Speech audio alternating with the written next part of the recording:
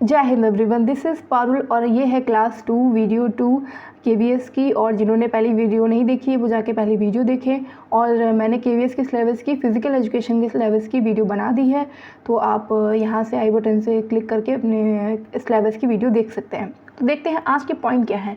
Today's point है, point number 2 है। Point number first हम फर्स्ट वीडियो में क्लास 1 में डिस्कस कर चुके हैं, तो ये हमारी है क्लास 2 और पॉइंट 2 है physiological aspects of physical education.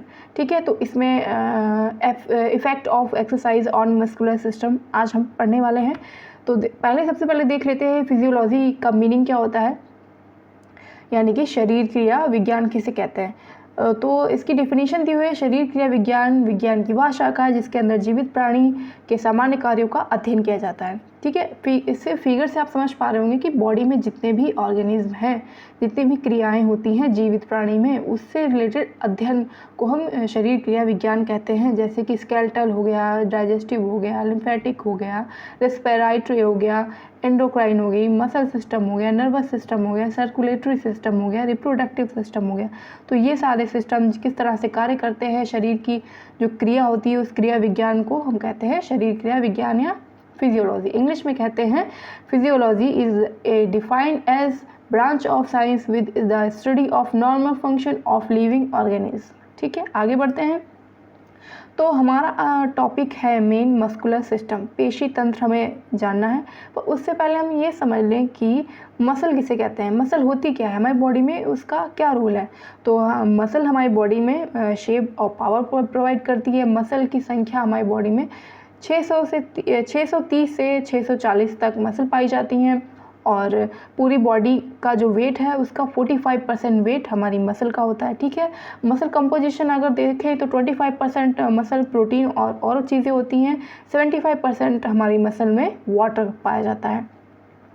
Muscle की स्टडी को हम क्या बोलते हैं, मायोलॉजी। तो मायोलॉजी की अगर डेफिनेशन देखें तो study of the function, structure and disease of the muscles. ठीक है, अब मसल जो है पूरी बॉडी में 50% मसल होती है। ठीक है, जिसमें 40% स्केलेटल मसल होती है और 10% हमारी कार्डियक और स्मूथ मसल्स पाई जाती हैं।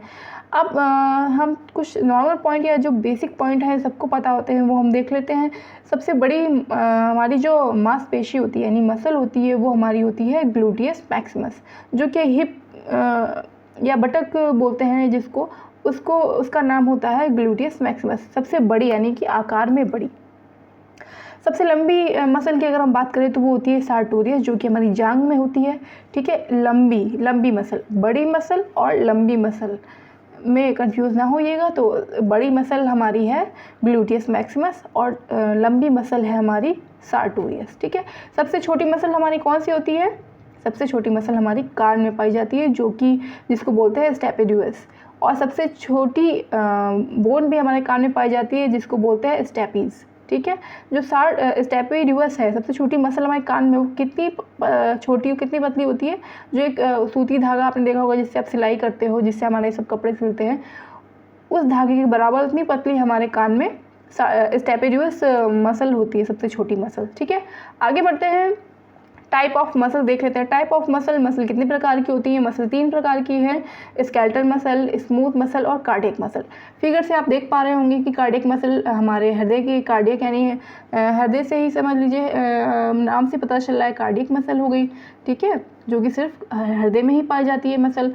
और स्केलेटल मसल हमारी बोन से मसल जुड़ी होती है, बोन होती है और मसल इस पर जुड़ी होती है, तो स्केलेटल मसल हो गई हमारी, इस तरह से दिखती है। और स्मूथ मसल हमारी जो अंदर के ऑर्गेनिज्म है, लीवर है, किडनी है, ठीक है, लार्ज इंटेस्टाइन है जो भी, तो उसमें हमारी स्मूथ मसल पाई जाती है। आगे बढ़ते हैं, 1 बाय 1 देखते हैं।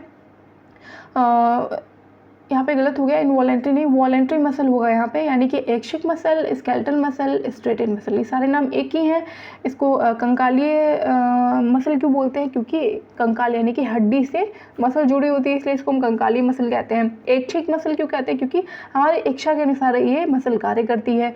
धारीदार मसल इसलिए कहते हैं क्योंकि आप देख पा रहे होंगे ये बाइसेप है, बाइसेप में धारियाँ सी बनी है, ये बाइसेप का पूरा जूम करके आपको पिक्चर दिखा है, इसमें ये देखिए धारियाँ सी बनी हुई हैं, जहाँ पे कर्सर है मेरा, ये धारियाँ बनी हुई हैं, इसीलिए इसको धारीदार मांसपेशी भी कहते हैं। ठीक है, ऐच्छिक यानी हमारी इच्छा के अनुसार, अगर हम ऐसे हाथ उठाना चाहते हैं तो हमारी इच्छा है, हम ऐसे हाथ उठाना चाहते हैं तो हमारी इच्छा के अनुसार ये मसल वर्क करती है और पावर लगाती है और लिफ्ट अप करती है with the help of bone. ठीक है, तो अगर हम एग्जांपल देखें तो क्रिकेट की जो बॉल होती है उसको फेंकने के लिए हमारा कौन सा मसल यूज़ होता है? चेस्ट का। आप फिगर पे देख पा रहे होंगे, तो जो हमारी ये चेस्ट का जो मसल है और जो कि शोल्डर से जॉइंट है, ठीक है, ये देखिए ऊपर ये थोड़ा सा पार्ट इसका शोल्डर से जॉइन है, बाकी ये चेस्ट मसल है, इसको बोलते हैं पेक्टोरलिस मेजर मसल, जो कि हमारी किसी चीज़ को थ्रो करने के लिए हेल्प करती है। यहीं से ही सारी पावर लगती है किसी भी चीज़ को थ्रो करने के लिए। तो थ्रो से इसका नाम थ्रोइंग मसल भी इसको कहते हैं, यानी थ्रोअर मसल भी कहते हैं इसको। ठीक है, आगे बढ़ते हैं। अगर दूसरा एग्जांपल देखें तो हैवी वेट उठाने के लिए जिम में हम जब भी डेडलिफ्ट लगाते हैं या कहीं भी घर में कुछ भारी चीज़ उठाते हैं या भारी बाल्टी उठाते हैं, तो उसमें हमारा कौन सा पार्ट यूज़ होता है? हमारा जो शोल्डर का डेल्टोइड पार्ट है, उससे सारी पावर लगती है, उससे हम वेट को उठाते हैं। ठीक है, तो इसको हम आप देख सकते होंगे फिगर। तो ये हो गया फ्रंट डेल्टोइड, ये हो गया लैटरल डेल्टोइड, ये हो गया रियर डेल्टोइड। ठीक है, तो ये 3 पार्ट में डिवाइड होता है पूरा डेल्टोइड। इस पूरे पार्ट से हमारी पावर लगती है। ठीक है, आप इस ग्रीन वाले उस पे पार्ट पे देख पा रहे होगे, ये पूरा हमारा पोर्शन है डेल्टोइड का। ठीक है, तो डेल्टोइड से हम किसी भी चीज़ को, किसी भी वजन को उठाते हैं, लिफ्ट करते हैं। लिफ्ट से इसका नाम क्या पड़ गया? Lifter muscle. ठीक है, तो आगे बढ़ते हैं।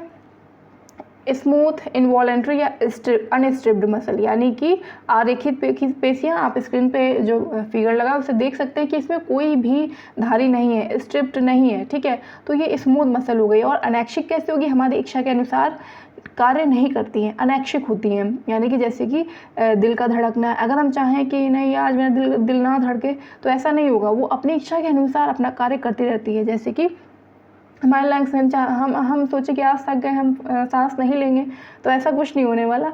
वो अपने इच्छा के अनुसार कार्य करते हैं, हमारी इच्छा के अनुसार कार्य नहीं करते, इसलिए हम इसको अनैच्छिक बोलते हैं।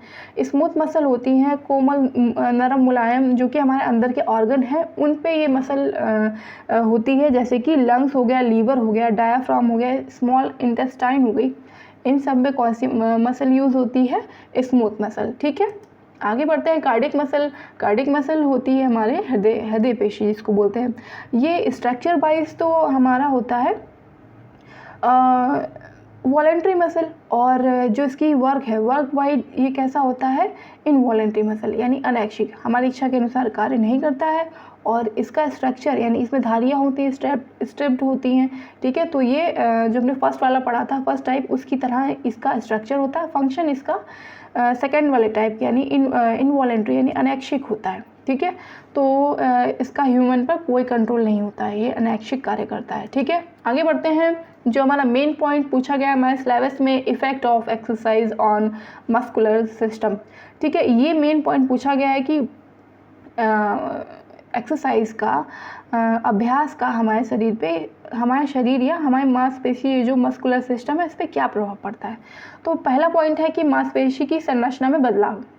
लगातार अभ्यास करने से, यानी कि डेली एक्सरसाइज करने से मांसपेशी में जो सार्कोलेमा है, उसके जो फाइबर वो थिक और स्ट्रांग हो जाते हैं। तो हमारी उनकी जो संरचना है, जब कोई चीज़ ऐसे पतली है, जब इसको एक्सरसाइज करेंगे तो ऐसे ऐसे बढ़ती जाएगी ना, तो इसके आकार में इसके जो फाइबर हैं वो स्ट्रांग और मोटे हो जाते हैं, थिक हो जाते हैं। ठीक है, सेकेंड पॉइंट है हमारा, मांसपेशी आकार में बदल जाती है। बार बार एक्सरसाइज करने से मांसपेशी का जो कॉन्ट्रैक्शन रिलैक्शन से ऊर्जा बनती है, और वो ऊर्जा एनर्जी यूज़ होती है, और नए ब्लड वेसल्स बनते हैं, जिससे हमारा मसल के आकार बढ़ जाते हैं। ठीक है, आकार में बदलाव आ जाता है। थर्ड पॉइंट है मांसपेशी की ताकत में वृद्धि। मसल की जो पावर होती है उसमें वो भी कैसे स्ट्रेंथन होती है? एक्सरसाइज में हम धीरे धीरे वेट बढ़ाते हैं। एक दिन में हम क्विंटल भर वेट तो नहीं उठाते हैं, तो हम धीरे धीरे अपना वेट बढ़ाते हैं, और जिसके कारण मांसपेशी में टेंशन स्टार्ट होता है, यानी कि तनाव, खिंचाव स्टार्ट होता है, जिससे वो धीरे धीरे बढ़ने लगती हैं और उसमें जो है पावर डेवलप हो जाती है इस तरह से। ठीक है, फोर्थ पॉइंट है हमारा मांसपेशी की सहनशीलता में वृद्धि।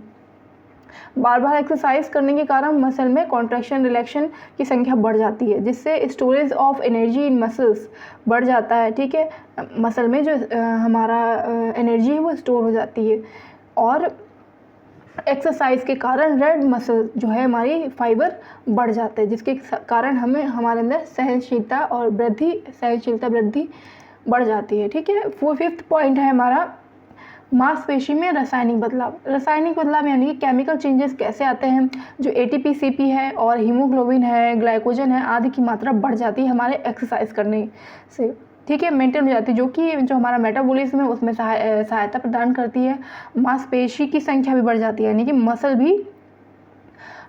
में भी ग्रोथ हो जाती है, इसे हाइपर पैलेसिया कहते हैं, और जिससे ऑक्सीडेशन भी तेज हो जाता है। ठीक है, 6 पॉइंट हमारा मांसपेशी की क्षमता में वृद्धि, पावर में वृद्धि हो जाती है। उसमें कैसे होती है, एक्सरसाइज करने से न्यूरो मसल कोऑर्डिनेशन डेवलप हो जाता है और रिएक्शन टाइम कम हो जाता है, रिफ्लेक्शन अच्छा हो जाता है, जिससे कि उसकी मांसपेशी की क्षमता बढ़ जाती है। ठीक है, 5th पॉइंट देखते हैं मांसपेशी की गति में वृद्धि। एक्सरसाइज के कारण मांसपेशी की गति जो है वो तेज हो जाती है और नर्वस स्टिमुलस में तेज़ी आती है, और जिससे मसल का एक्शन पोटेंशियल जो है वो बढ़ जाता है। 8 पॉइंट हमारा एक्सरसाइज के कारण मांसपेशी को अधिक ऑक्सीजन की आवश्यकता पड़ती है। जब हम ज़्यादा वर्कआउट करते हैं, ज़्यादा एक्सरसाइज करते हैं, तो हमें ज़्यादा ऑक्सीजन की भी आवश्यकता पड़ती है। 9 पॉइंट है जो नर्व इम्पल्स हमारे अच्छे होने के कारण जो प्लेयर है उसकी स्किल्स अच्छी हो जाती हैं। 10 पॉइंट है अगर एक्सरसाइज लंबे टाइम का हो, बहुत लॉन्ग टाइम 1-2 घंटे हमें एक्सरसाइज करनी है, तो जो ऊर्जा है मांसपेशियों में, मसल में एनर्जी कहाँ से प्रोवाइड होती है? सबसे पहले तो कार्बोहाइड्रेट से प्रोवाइड होती है मसल को पावर, फिर प्रोवाइड होती है फैट से, फिर प्रोवाइड होती है प्रोटीन से। ठीक है, समझ गए होंगे। तो 11 पॉइंट है हमारा जो स्ट्रेंथ ट्रेनिंग है हमारी, उसके कारण जो है मसल जो है मोटी जाती है। स्ट्रेंथ ट्रेनिंग से हमारी मसल जो पतली पतली होती है वो धीरे धीरे मोटी होने लगती हैं, जिससे एक्टिन एंड मायोसिन जो कि एक प्रोटीन है हमारे मसल कॉन्ट्रैक्शन कराते हैं, उनमें उनकी साइज़ में भी वृद्धि हो जाती है, जिससे मसल मोटी हो जाती है। ठीक है, 12 पॉइंट है due to exercise storage of glycogen increase in muscle. Exercise की वजह से जो ग्लाइकोजन है वो मसल में बढ़ जाता है, स्टोरेज का बढ़ जाता है। 13 पॉइंट है हमारा due to exercise ATP CP increase by 25% in muscles. ठीक है, ATP और CP जो है वो 25% हमारी मसल में बढ़ जाता है एक्सरसाइज की वजह से। ये प्रभाव है। Due to exercise vasodilation increase in muscles. ठीक है, आई होप आपको ये सेशन समझ में आया होगा। आज का सेशन यहीं ख़त्म होता है। जिन्होंने वीडियो नहीं देखी है फर्स्ट क्लास, वो फर्स्ट क्लास KVS की फिजिकल एजुकेशन की देख सकते हैं, वीडियो बन चुकी है, सिलेबस पे भी वीडियो मैंने बना दी है। और आप मुझे इंस्टाग्राम पे फॉलो कर सकते हैं, ये हमारी ID है। और जिसको भी वीडियो अच्छी लगी वो लाइक करें, और जिसको भी सुझाव कुछ देने हैं तो वो कमेंट में बता सकते हैं वीडियो कैसी लगी। और मिलते हैं नेक्स्ट वीडियो में। Stay connected. जय हिंद।